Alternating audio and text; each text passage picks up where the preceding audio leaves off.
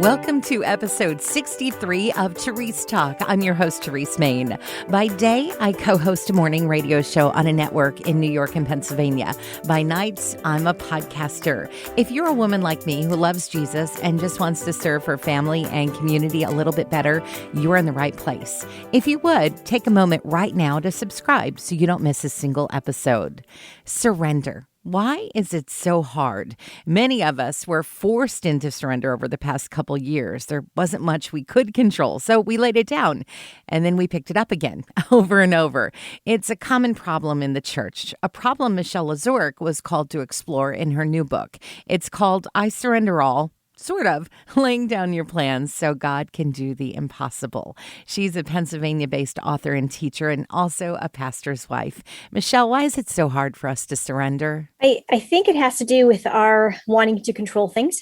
I think in our head, at least for me anyway, the experience for me has been there's been trials and there's been pain and hardship. And so when you hit those things, it's so easy to want to avoid them. I mean, we're human beings and we want to avoid pain and go toward the pleasure. And so when we're going to a situation where we are seeing those parallels to something that's happened in our past, it's easy to want to control it and to want to make sure that those outcomes are very favorable for us and that we don't have to experience that pain anymore. So it's easy to want to pick things back up after we've surrendered them, because what if God, I hate to even say it, but messes it up?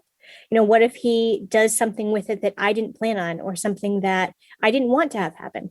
And so it's easy for us to want to pick it back up, because when we're in control, that's when we can say our outcomes are the most favorable. Why are we so short-sighted? I mean, obviously, God has a much broader view than we have, and we know about eternity, but for some reason, then the here and now, the present, that's a great deception that somehow the present matters more than all of eternity.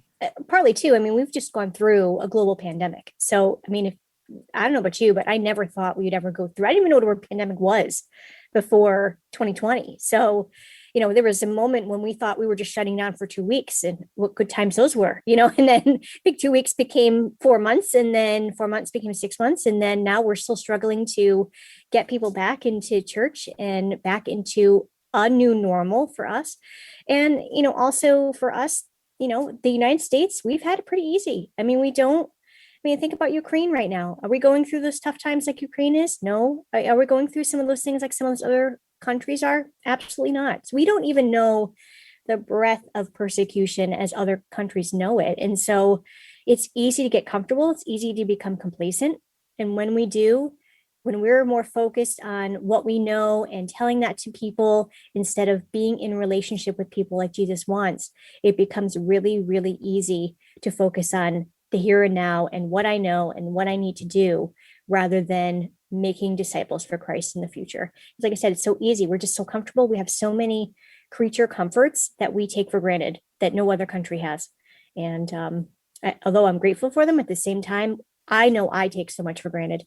And it's easy to want to focus on just what's happening right now and instead of what could happen in the future, because the Bible does promise persecution, does promise hardship, and we could experience those things. And so what are we doing as Christians here to prepare ourselves for that? We're kind of spiritual wimps. Oh, yeah. Yeah, we definitely are. Absolutely. Yeah, it's a shame. I hate to say that, but it's true. We really don't.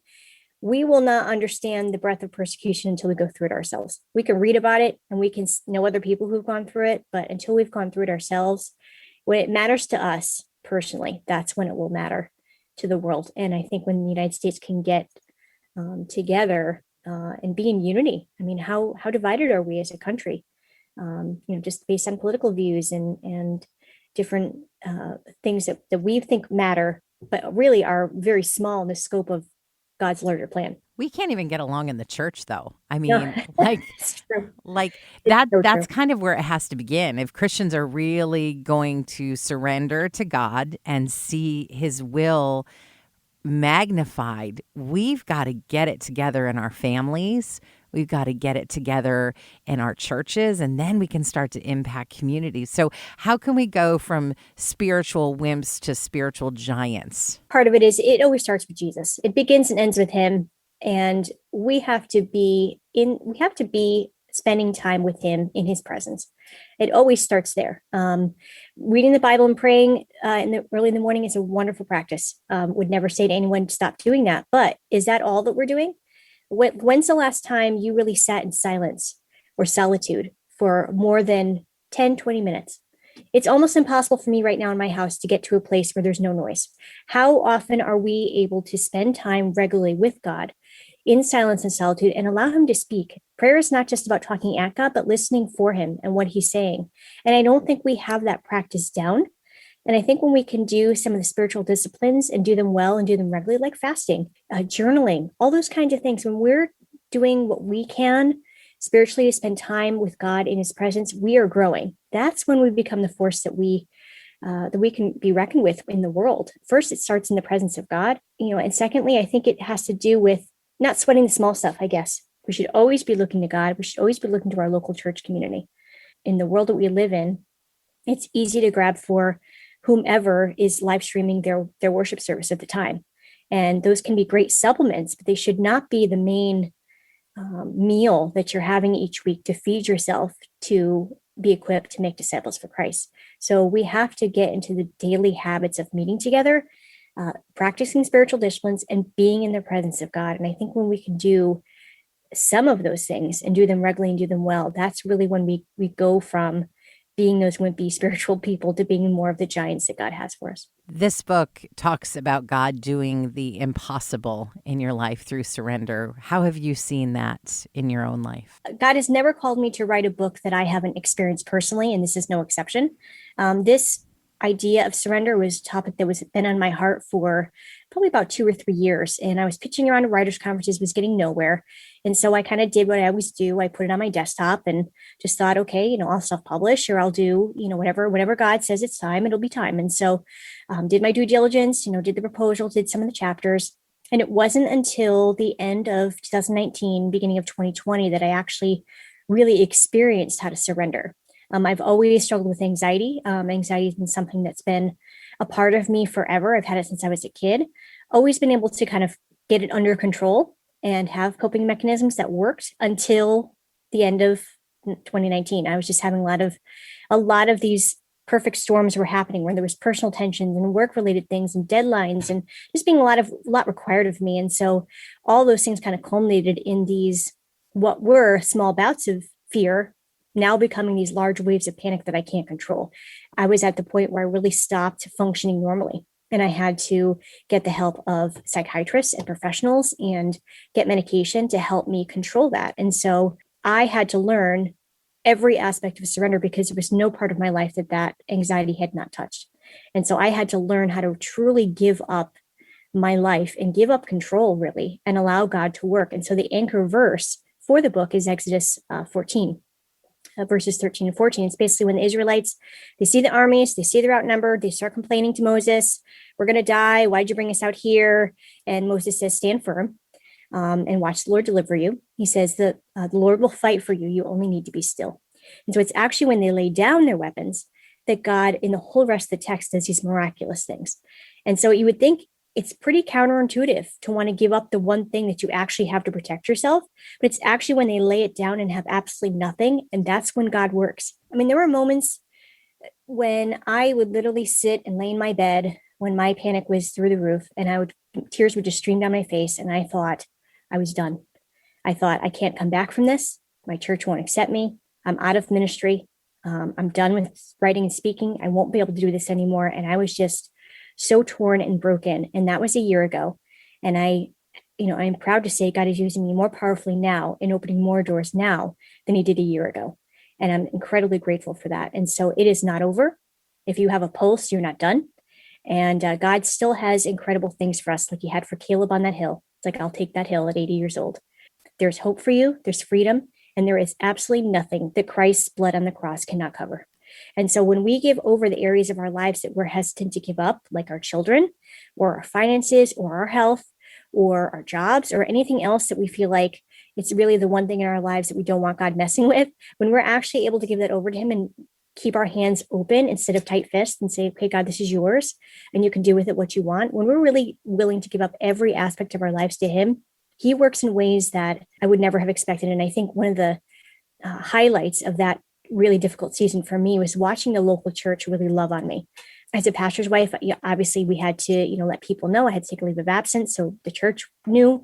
So there were cards, there were flowers, there were gifts, and the stories. When I came back and people were just loved on me, I had so many people come up to me and say, Michelle, I know what you're going through. Either I personally experienced it or I have a loved one that I watched experience it. And so that for me was something that I learned. I just loved my local community all the more because I saw Jesus through them.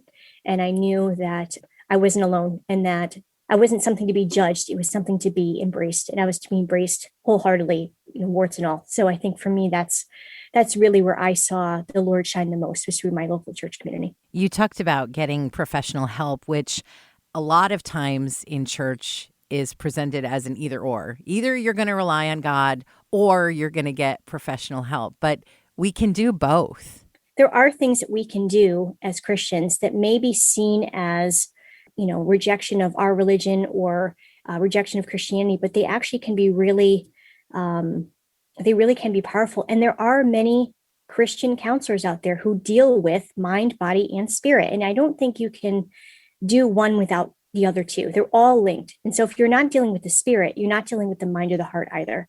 And so I would recommend for people to go to Christian counselors. And there's wonderful Christian counselors in my area that have been incredibly vital in my journey in this. And so I give them proper credit for all that they did through that. But they are called to help people too. And so if they're being called to that and God's calling them to do that, then why aren't we going to see them? So there is hope, there is freedom. And part of that is getting the help from people who are professionals, who are trained, who have done this. And if you need medication, do it. No one would ever say to a heart patient, don't take your medicine. Like if you have a heart condition, we live in a broken world. Our bodies are broken and our brains break sometimes. Just like our bodies do, our brains do as well. And sometimes we need medication to help control those impulsive waves, that the nerve endings that can't stop. Sometimes it needs medication to stop some of those things and rewire and rework so that we can be functional as human beings. There's no shame in getting medication if that's what you need. There's no shame in seeing a professional, counselor, or somebody if you need help. The more we humble ourselves and realize that that's no longer to be stigmatized, I think the church not only will be able to embrace those that are dealing with mental health issues, but they'll also be able to get the help themselves that they need to. What is step one for surrender? Step one is prayer. And I know that sounds trite and simplistic, but I think some of the most important prayers we can pray is help. Lord, help me. Sometimes there are times in my quiet time where I can't say anything at all. Sometimes it's just thank you and just thinking of all the things that he's done for me in my life. When's the last time as Christians we have got down on our knees and wept for our own sin, wept for people's sin in the church, the plight of the Christian church and the future of it? When is the last time we've wept over our country and where it's headed? When's the last time we've wept over world affairs, including the persecution of Christians around the world that are being martyred for their faith? We do have it easy here. And I am incredibly grateful that I can still write books in a country where I don't have to fear someone coming in my door with a gun telling me to stop. And until that day comes, I'm going to write whatever words God has for me. And I want to use my time wisely. And when I go to see him in heaven, I want to be able to put my hands out and say, I did everything you asked of me. Prayer and surrendering yourself and just really getting real and honest with God. He knows everything anyway. Why are we hiding it? And we just get real with him and we're honest and we allow God to speak. Even if it's just words of love over us, that's really where it starts. The new book is called I Surrender All, sort of, laying down our plans so God can do the impossible. Michelle, thanks so much. Thank you, Terese. Appreciate it. If you've enjoyed this episode of Terese Talk, be sure to subscribe and look for the next episode on Tuesday morning. If you really loved it, consider making a gift to Family Life, the ministry this podcast is a part of. Just go to familylife.org and find out more about what we do. Did you know Family Life offers a variety of podcasts from news to kids to faith? You'll find a favorite on demand at familylife.org/podcast.